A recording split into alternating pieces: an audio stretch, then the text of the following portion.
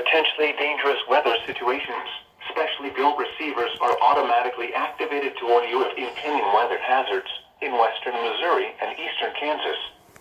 Tests are normally conducted by the National Weather Service every Wednesday, around 11 a.m. and 7 p.m.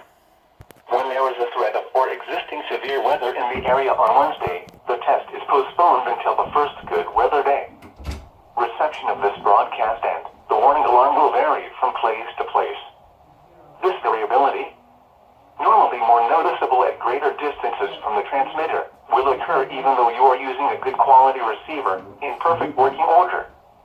To provide the most consistent warning service possible, the warning alarm will be activated for specific watches and warnings in the Kansas City listening area.